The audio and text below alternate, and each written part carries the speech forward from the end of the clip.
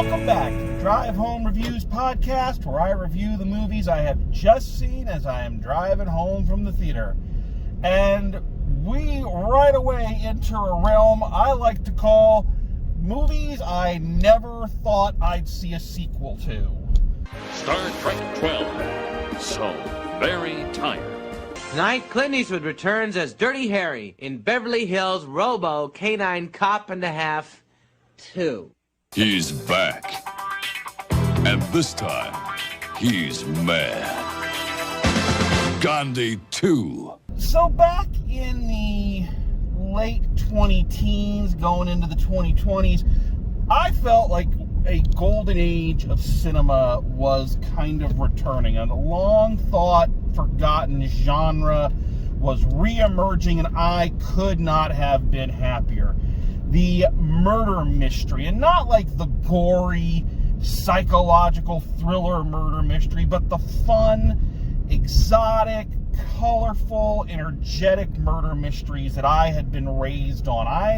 I've mentioned this before, but it bears repeating. I am a product of Columbo, of the Thin Man series, Charlie Chan, the great British detectives like New Tricks, Death in Paradise, Queens of Mystery. I love me a quirky, fun murder mystery. And I know that is like such an odd thing to say, or an odd combination of words. But I dig me a good, energetic, fun murder mystery. And there for a while, it looked like that genre was on its way back. We had a number of films that were doing quite well. Of course, Knives Out. You had the Kenneth Branagh and Agatha Christie series.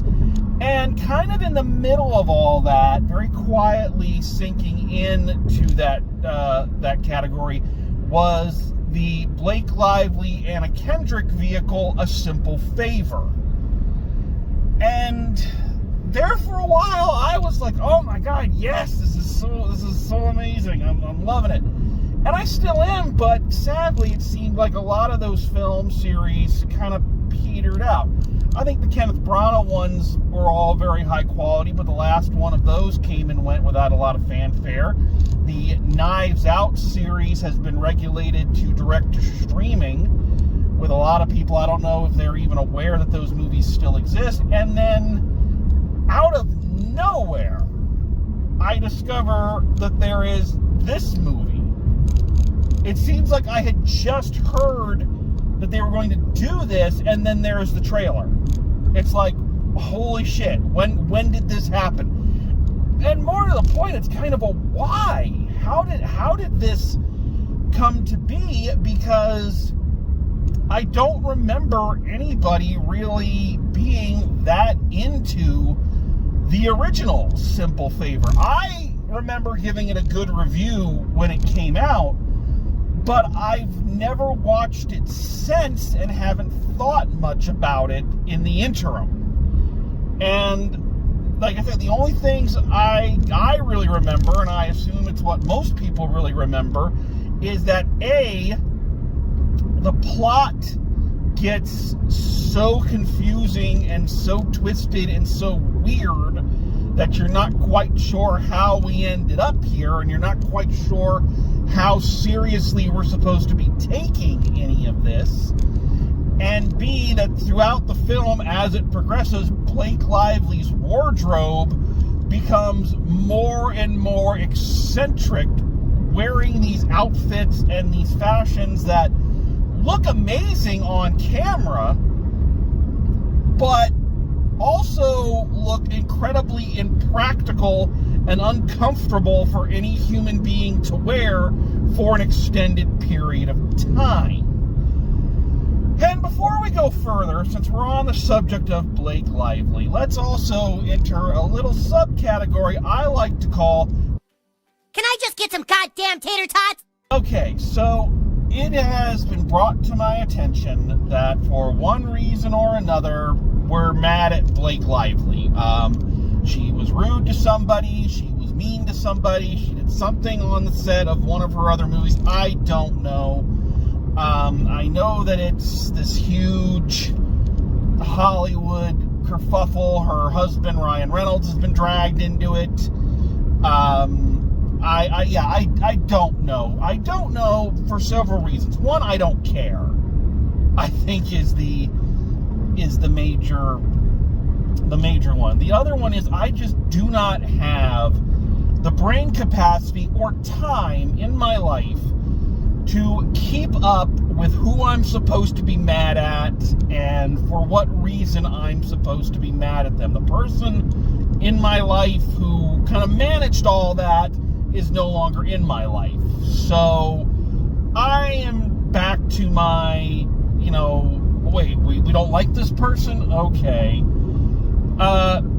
Long story short, I am not Taylor Swift. I am not making a living off keeping track of everybody who's ever done me wrong, so I can write scathing art about them, which is a good thing because, especially given the past year I've had, I could fill up several albums just on that.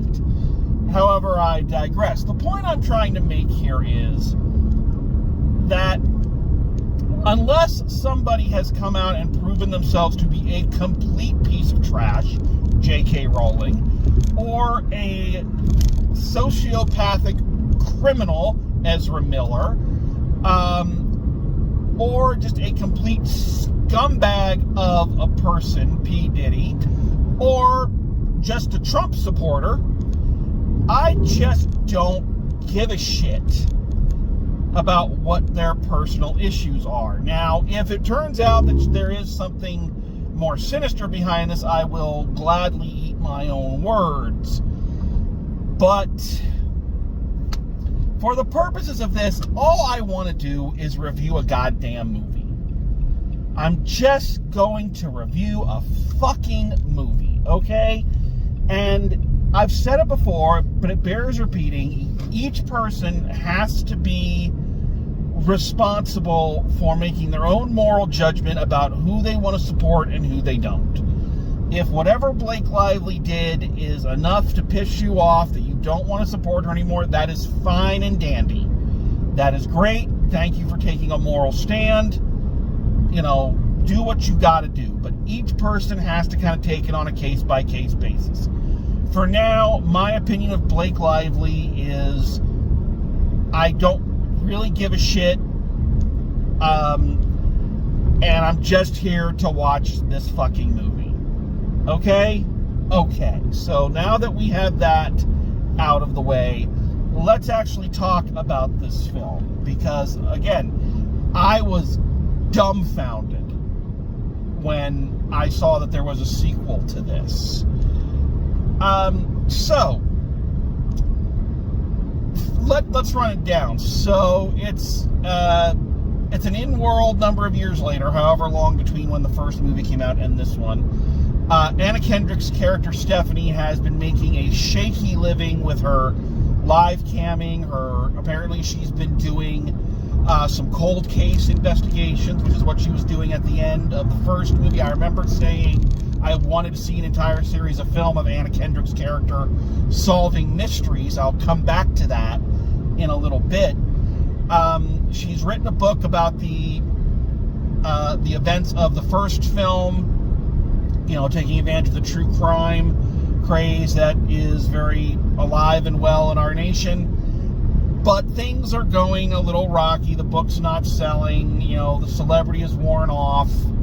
And all of this, until at one of her book readings, Emily, as played by Blake Lively, arrives, again dressed in ways I can't quite describe, who has gotten out of prison and is on her way to Italy to get married and wants Anna Kendrick to come with her to be her maid of honor. And with pressure from her friends and her agent and all this, decides to do it because if she gets murdered, well, that's a great publicity boost for the next book, or gives her material for the next book. So off she goes to off to this place with a crazy person, a person she knows is crazy, whose family is crazy, whose in-laws are in the mob, and lo and behold, people start dropping dead, and it's a whole thing. So on top of trying to figure out, who the murderer is, Anna Kendrick's character always has one eye on Blake Lively, and we're trying to figure out what she's up to, because she's up to something. So, it's a lot going on. I can't really spoil anything, because to spoil things, I'd have to go back through the incredible tangle of logic that makes up the inner workings of this film. I guess that's a good place to start, is the internal logic of this movie is kind of like its predecessor. It's fucking bizarre. I remember that being one of the things about the first film that really stuck in my head, is just how it starts out in this almost pedestrian kind of way, and then increasingly gets more and more surreal, and just until the ending when it's just out and out batshit insane. So because of that, it doesn't feel like the extreme leaps in logic and long thought dead family members and crazy twists and turns that come and go, none of it feels particularly out of place within the internal logic that this movie and its predecessor have set up. Everything seems like it's par for the course for this type of movie. I don't know if you can say it with just only 2 films in a series, but this is kind of what a simple plan movie looks like. It starts out calm, but then gets steadily more fucked up as we go. So much to the point that when this movie takes a fairly Lannister-esque swerve, I found myself just kind of going, okay, that seems legit for this film. Like, I don't know if I've just become desensitized over the years with the amount of weird shit I've seen on TV and in the movies, or if I just kind of had accepted, again, the internal logic that this film was working on, but it happens and you're just like, well, all right, that's a thing, off we go. And the characters too. That's part of the humor of the film, is that the characters kind of shrug off these insane dealings with blatant casualty. Just kind of like, oh, well, that happened. Like, there's no long-term trauma. There's no, in any other film, if this was a dark psychological thriller, this would be the kind of thing that they do to fuck up an audience and really make you question things. This movie's like, yeah, that happened, and on to the next thing we go. Well, it's psychological trauma? Nah, we're fine. Which we'll come back to that in just a second, but what I want to wrap up talking about in terms of the plot is, I do feel like this one was a little bit more streamlined than the first. Even as crazy and off the wall as the plot kind of becomes, I do think like the story and the motives and everything were a little easier to follow than the original. I think if someone asked me lay out the plot and the series of events cause to effect for the original, I don't think I could do it. But if you ask me to do it for this film, I can. So I think that's a good thing. I think also, going back to the point I was just making about how casually the characters in this film kind of shrug off really intense moments, is again part of its charm, and that goes to its cast. Now, this film has a really good supporting cast.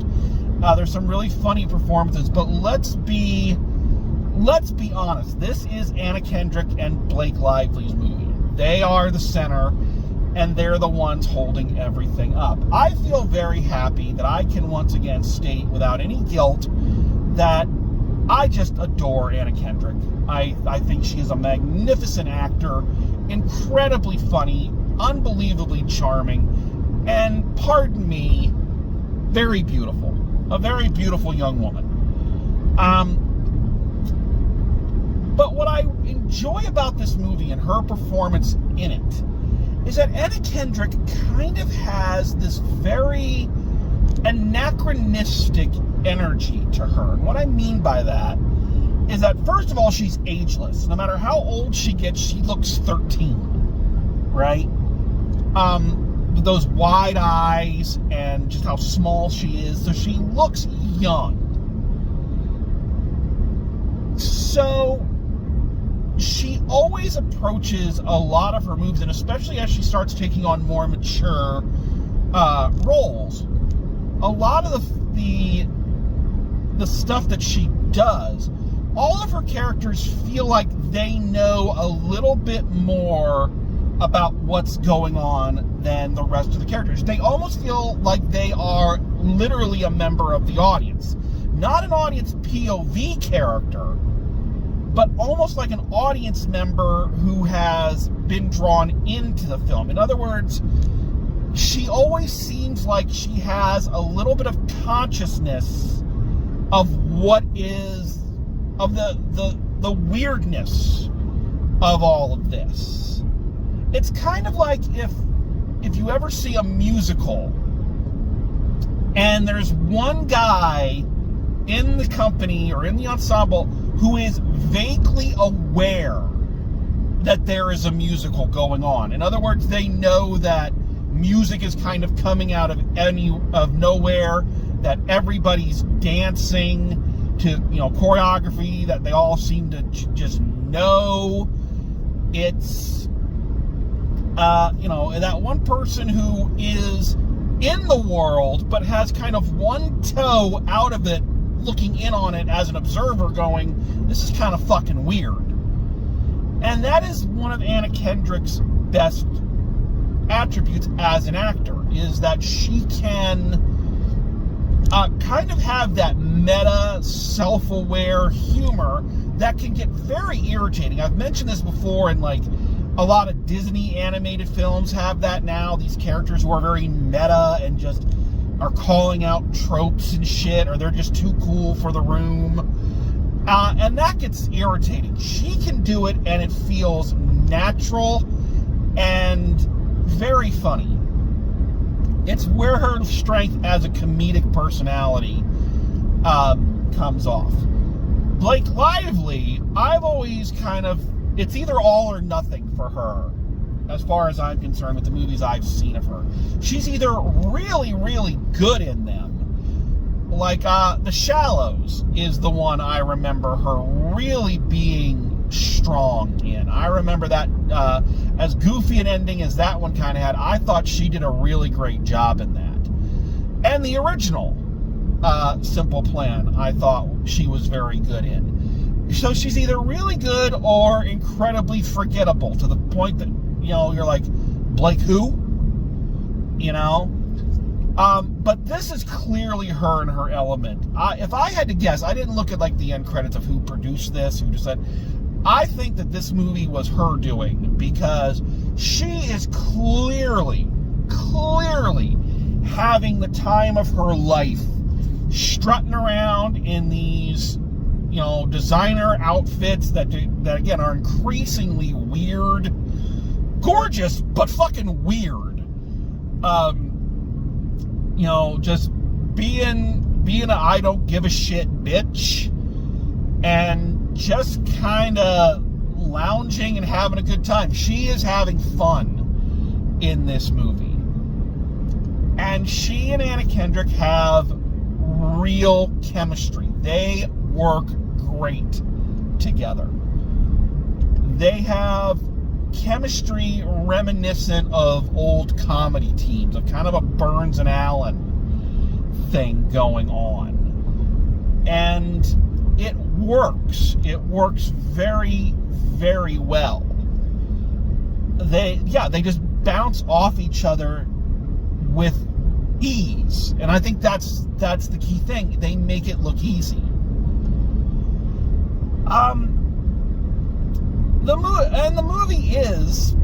The movie also fits into this category of films. I kind of think of things like Crazy Rich Asians, or the Mamma Mia movies, or even that last attempt at a Big Fat Greek Wedding, or even to a certain extent the power fantasy of 50 Shades of Grey, the idea of being rich enough to just go where you want, go to gorgeous locations, do all these extravagant things, wear these really gorgeous clothes, and making it feel like this glorious yet kind of skeezy world that people can kind of self-insert themselves into. Wow, wouldn't it be fun to go there and have this kind of adventure? And it does that. I think that might have been what was missing from the original, or maybe not what was missing, but I think it is an interesting take on how to do a sequel to a movie and yet give it its own flavor. Because in the original, Anna Kendrick's character was just this kind of ho-hum housewife, not even a housewife, she was a widow, single mom, doing a blog, very, at the time, very modern kind of things in her quiet little world. And then this crazy person comes in and is like this disruptive element, and she's drawn into this world of backstabbing and fake deaths and all of that. So now it goes the other way, and now she is the anomaly. So she's in this world of power struggles and, deep family secrets and all this. And she, kind of the quote-unquote normal person, is the fish out of water. She seems to be the oddity. And that, I think that's a good thing. And if you're looking for just a pretty movie, you have a good one. The movie is gorgeous. Like, everything about it. The scenery, the fashion, I would be very interested. I'm a jeans and t-shirt man. So fashion is not one of my strong suits, not something I feel I am qualified to really comment on. But I'd be very interested to hear, people who are in the fashion industry or are costume designers kind of look at this movie and give me their opinion. Because it looks phenomenal. Like I say, Blake Lively's wardrobe is increasingly bizarre. They even make comment of it at one point, where she goes so far over the top that someone calls her out, like, okay, corpse bride. I think that was really smart to kind of turn that around. But despite how impractical her wardrobe is, you can't deny it looks fucking phenomenal. It is very jaw-dropping. And even Anna Kendrick's character gets a little bit of an upgrade from kind of the little girl, cartoon socks you buy at Walmart into more sophisticated outfits and costumes. And she looks great. Everybody looks very pretty in this movie. So if that's kind of a thing you enjoy, one of those dark vacation films, this would be a good one to try out. It works. I have to say that coming back into this world, coming back into, I guess now this franchise is what this would be, I was surprised at how much I found I enjoyed it once again, and it reminded me of how much I enjoyed the first one when it came out, to the point that I actually went back and rewatched the first one for the first time in forever. And yeah, it's quirky, it's off the wall, it's illogical, it's nuts, it's beautiful, but it all works. And I think because they're very, very careful. With a film like this, you have to be exceedingly delicate with your touch, because you go too far one way or the other and you lose everyone. I think this film creeps up to that and comes right up to the precipice, and maybe some other people will say, oh, it crossed over that line. And again, opinions and, your mileage may vary, that's fine. But for me, I think that it actually held itself in check pretty well. And once again, you can just tell that the actors are all having a blast. You can tell that these two actors really enjoy working together. And yeah, when it was all said and done, I have to say that I enjoyed it. I had a good time watching it. It was great to kind of be reintroduced to Anna Kendrick, doing her Anna Kendrick shtick. It's nice when Blake Lively shows up to play. And yeah, the film just looks gorgeous, and I had a lot of fun. I don't know what else you can ask from a movie like this. So yeah, okay, so I don't know what else really to say about this one. There's nothing